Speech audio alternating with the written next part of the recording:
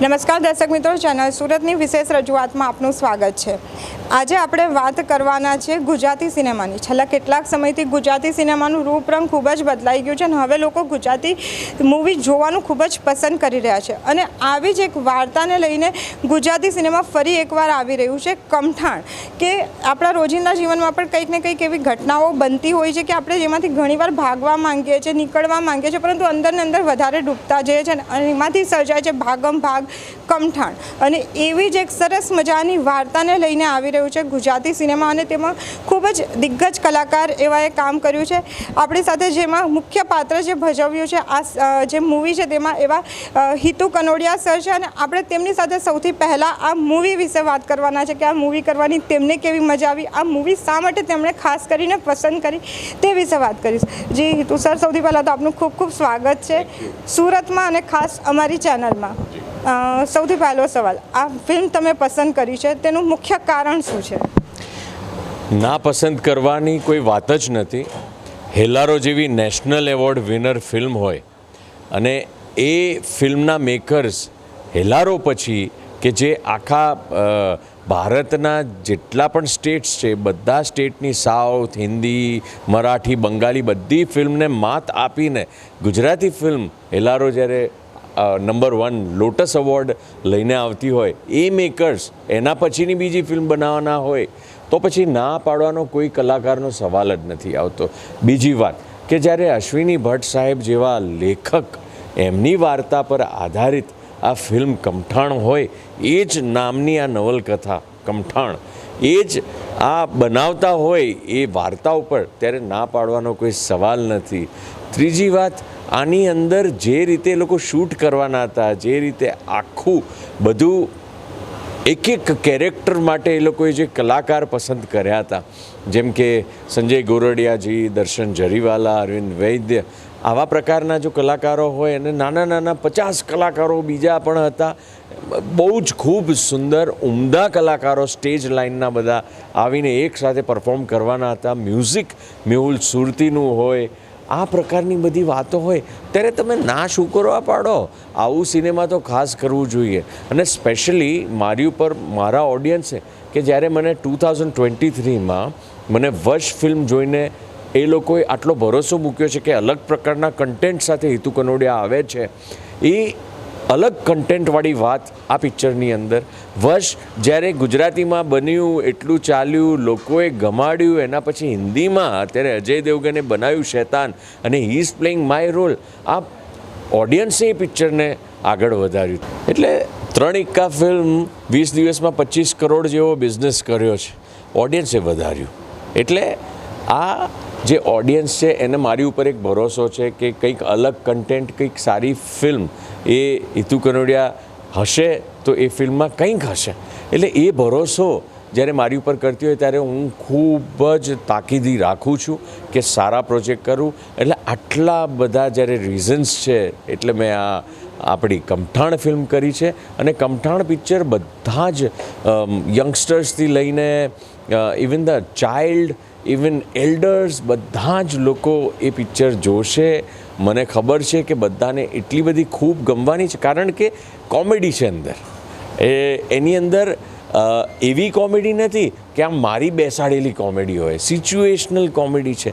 એ ઘટનાઓ એવી ઘટે છે કે જેની અંદરથી પબ્લિક હશે। અમે લોકો કંઈ ઓવર એક્ટિંગ કરીને કંઈ નથી કર્યું, અમે વી આર જસ્ટ નોર્મલ, અમે લોકો અમારા કેરેક્ટર પકડી રાખ્યા છે, પણ એ ઘટનાઓ એવી ઘટશે કે કોમેડી થશે। અને જે યંગ ડિરેક્ટર ધ્રુનાથભાઈ જેમણે આ ફિલ્મને ડિરેક્ટ કરી છે, ખૂબ જબરદસ્ત રીતે એ પિક્ચર એમણે શૂટ કર્યું છે આટલા બધા સ્ટારકાસ્ટ સાથે। એટલે બધા જ લોકોએ બહુ જ સુંદર પરફોર્મન્સ છે, મ્યુઝિક હાથે। એટલે આઈ થિંક કમઠાણ જ્યારે 2 ફેબ્રુઆરીએ આવવાની છે ત્યારે બહુ જ મજા આવશે લોકોને ફિલ્મ જોવાની। આ આપણા સાથે જ હું જે ફિલ્મના ડિરેક્ટર છે ધ્રુવનાથ સર તેની સાથે પણ વાત કરવા માંગીશ. જે પ્રમાણે કીધું હિતુ સરે કે 23 વર્ષ પહેલાંની વાર્તા દર્શાવી છે, ખાસ કરીને અશ્વિની સરની જે નવલકથા છે તેના પર આધારિત છે અને ચરોતરના જે ગામડા છે તેની વાર્તા દર્શાવી છે. પણ આપણે જો કહીએ આજે જે ગુજરાતી સિનેમાનું રૂપ બદલાયું છે, લોકોને કોલેજ લાઈફ જોવી ગમે છે, યુથને જે આપણે એ કરતું હોય યુથને લગતી ફિલ્મો જોવી ગમે, તો આ ફિલ્મ જોવી ગમશે ખરી યુથને ને શા માટે ગમશે? તો જી સરે કીધું એમ, એક તો અશ્વિની ભટ્ટે લખેલી આ ખૂબ વખણાયેલી, ખૂબ વંચાયેલી વાર્તા છે. ભલે વાર્તાનો સમયગાળો આજથી 25 વર્ષ પહેલાંનો રહ્યો, પણ જેમ હાસ્ય નવલ આજે પણ જો તમે વાંચવા બેસો તો તમને ખૂબ મજા આવશે. તમારી કલ્પનામાં એ દરેક પાત્રો ઉભરી આવશે, એ ગામ ઉભરી આવશે અને એ પ્રકારની એ વાર્તા છે. તો અમે ફિલ્મમાં એટલી જ મહેનત કરી છે. ફિલ્મના દિગ્ગજ બધા જ કલાકારો, સાથે સાથે જો બધા ટેકનિશિયન્સની વાત કરીએ તો દુર્ગા પ્રસાદ સર કે જેઓ બોલિવૂડ અને અનેક વેબ સિરીઝના પ્રોડક્શન ડિઝાઇનર રહી ચૂક્યા છે, એમણે આ ફિલ્મમાં કામ કર્યું છે. સુરતના જ મેહુલ સુરતી કે જેઓ ગુજરાતી સંગીતનું ખૂબ જાણીતું નામ છે, એમણે આ ફિલ્મનું સંગીત આપ્યું છે. સાથે જે 2 ગીતો અત્યાર સુધીમાં અમે રિલીઝ કર્યા છે, આદિત્ય ગઢવી કે જે યુથ આઇકન અત્યારે બધા કહી રહ્યા છે, એમણે ફિલ્મનું એક સોંગ ગાયું છે. ઉત્તર ગુજરાતના કચ્છ કાઠિયાવાડના એક લોક કલાકાર છે ઘનશ્યામ ઝૂલા, એમણે ફિલ્મનું બીજું પ્રસંગ ગાયો અને સોંગ ગાયું છે. તો મેહુલ સુરતી, સિનેમેટોગ્રાફીમાં અંકિત સર, સાથે એ જ સમયગાળાના આ પાત્રો ઉપસાવવા માટે કોસ્ચ્યુમમાં નિકીબેન કે જે ગુજરાતી ફિલ્મનું ખૂબ જાણીતું નામ છે. આવા દિગ્ગજ ટેકનિશિયન્સે આ ફિલ્મમાં કામ કર્યું છે કે જેથી વાંચતી વખતે જે આપણને મજા આવે છે, જે આપણી કલ્પનામાં બધી વસ્તુઓ ઊભી થાય છે, એ જ વસ્તુઓ તમે જ્યારે પડદા પર જોશો તો તમને થશે કે અશ્વિની ભટ્ટનું લખાણ પડદા પર સાકાર થયું છે. એટલે આ ફિલ્મ જોવાની ખૂબ મજા આવશે, યંગસ્ટર્સને પણ મજા આવશે અને આખું કુટુંબ સાથે બેસીને ફિલ્મ જોઈ શકે એવી ફિલ્મ છે. અશ્વિની દાદાએ જે રીતે કોઈ પણ પ્રકારની ખરાબ જોક નહીં, બિલો ધ બેલ્ટ કોમેડી નહીં, એ પ્રકારની જે વાત લખી છે, એ પ્રકારનું જે રમૂજ છે, એનું અમે ખૂબ ચીવટપૂર્વક ધ્યાન રાખ્યું છે કે ફિલ્મમાં પણ એ ઉતરે, કે જેથી આ ફિલ્મ દરેક ઉંમરના લોકો માટે માણવા લાયક બની શકે. અને એટલે આ ફિલ્મ બધાને આકર્ષશે અને જે વાર્તા વાંચીને મજા આવે છે, તમને ફિલ્મ જોઈને પણ ખૂબ મજા આવશે.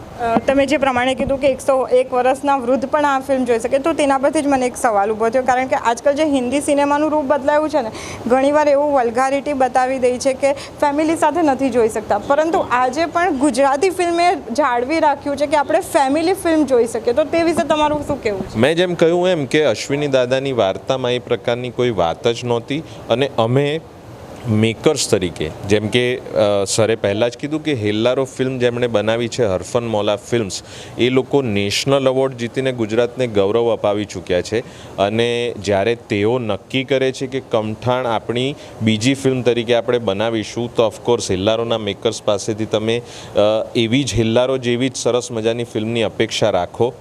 અને હિન્દી ફિલ્મોની જે વાત કરી એમ કે ગુજરાતી લોકોને શું ગમે છે, અને જેમ કીધું કે બિલો ધ બેલ્ટ કોમેડી નહીં, કોઈ પણ ખરાબ જોક નહીં, વાર્તા જ એટલી સરસ છે કે એક ચોર છે જે ભૂલથી ગામમાં નવા આવેલા પોલીસ ઇન્સ્પેક્ટરના ત્યાં ચોરી કરે છે અને એમનો સામાન લઈને ભાગી જાય છે. બસ આ વિચારથી હવે તમે વિચારવાનું શરૂ કરો કે હવે પોલીસ ઇન્સ્પેક્ટર શું શું કરશે ચોરને પકડવા માટે, પોતાની વસ્તુઓ પાછી લાવવા માટે.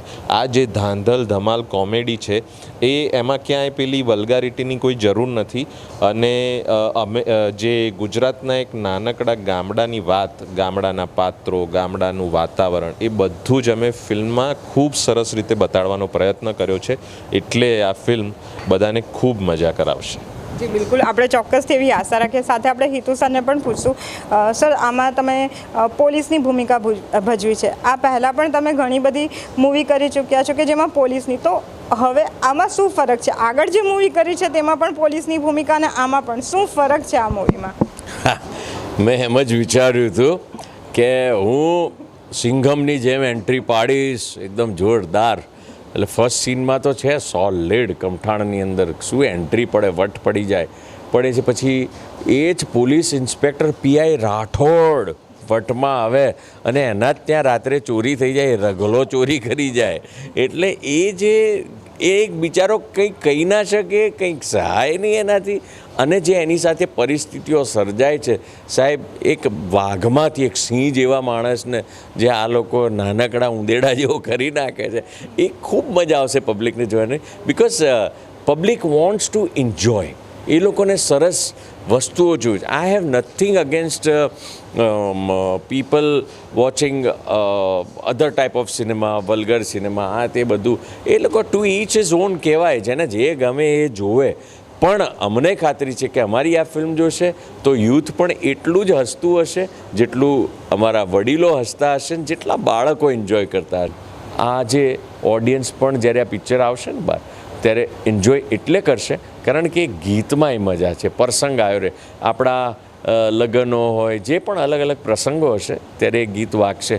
આ આજકાલ બધા નહીં જમાલું જમાલકુડું બધા કરતા હોય છે, એ ટાઈપનું છે. આની અંદર મજા આવશે જોવાની. કહેવા નહીં માંગશો એક લાઈન ના, એટલે શું છે, this not the right place to say a big dialogue, but બધા એન્જોય કરશે.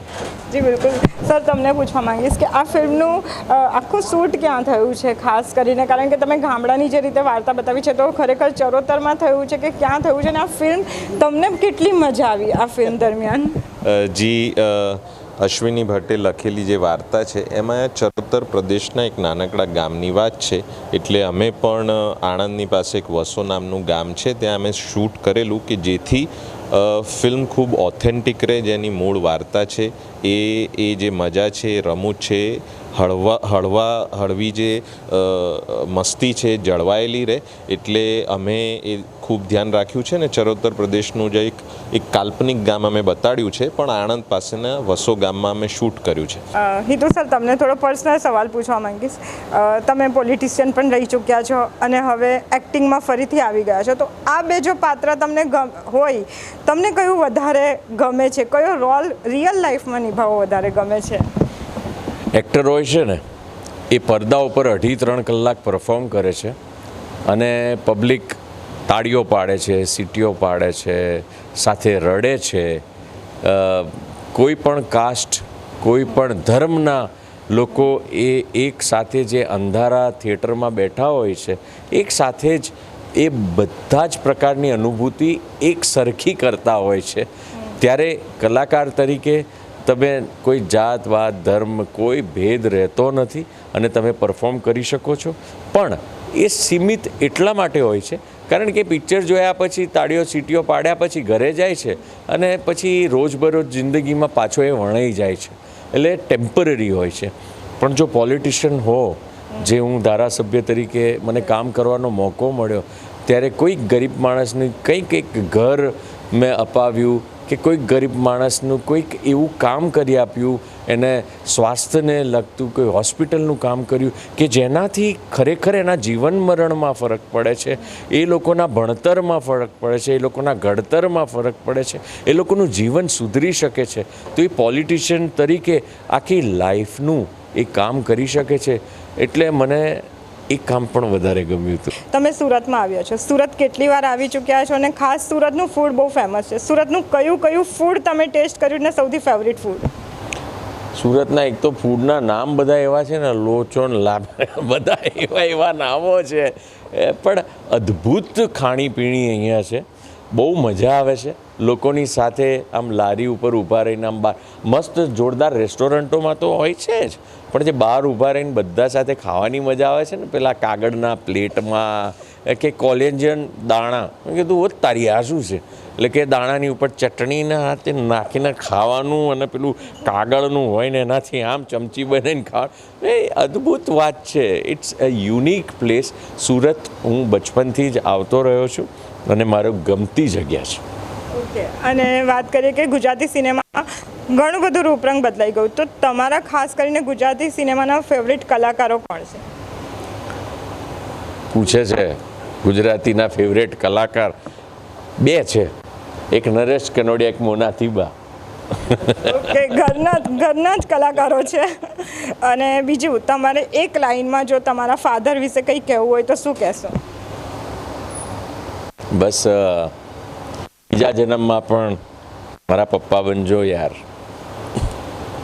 જી બિલકુલ. તો આ હતા હિતુ કનોડિયા સર, કે જેમણે આપણી સાથે ખાસ વાત કરીને સાથે ફિલ્મના જે દિગ્દર્શક છે તેમની સાથે લાસ્ટમાં એક સવાલ પૂછવા માંગીશ કે દર્શકોને શું કહેશો, શા માટે આ ફિલ્મ જોવા જાય?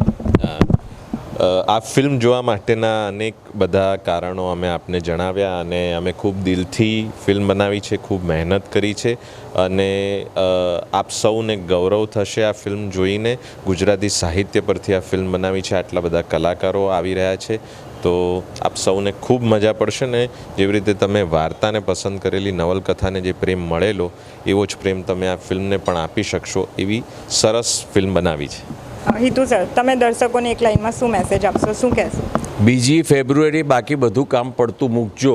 2 ફેબ્રુઆરીએ ક્યાંય જવા આવવાનું બધું, કોઈ પણ મીટિંગ હોય ને બધી થિયેટરમાં રાખજો, સિનેમાઘરોમાં જજો, કમઠાણ જોજો અને બધાને જોડાવજો.